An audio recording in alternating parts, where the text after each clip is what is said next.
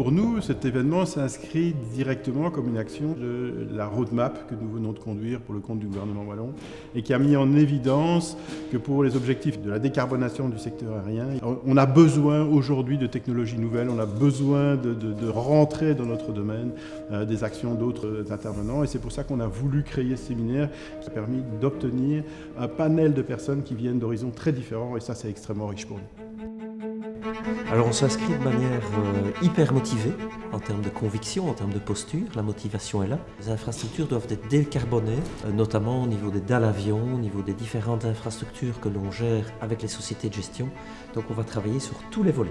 Les entreprises vont devoir avoir un reporting qui sera de plus en plus contraignant en matière d'émissions de CO2 et sur les opérations notamment de transport et de logistique. Dans ce cadre-là, les entreprises vont avoir la possibilité d'utiliser d'autres modes de transport en complément avec le mode aéroportuaire et ainsi donc diminuer l'impact environnemental et aussi optimiser l'impact économique. Un aéroport peut produire de l'énergie renouvelable, aussi bien sur son site, mais aussi on peut imaginer produire de l'énergie renouvelable autour de l'aéroport et finalement à terme devenir un fournisseur d'énergie pour ses applications propres et pour des applications externes. La principale difficulté, c'est de recruter des personnes qui entrent en formation chez nous. Je tiens à inviter toutes les personnes à se rendre sur notre site pour y voir quels sont les postes qui sont à pourvoir au niveau des entreprises du secteur aéronautique. Ce sont des carrières valorisantes, intéressantes et qui permettent d'avoir des contrats à durée indéterminée, ce qui aujourd'hui est quand même assez rare.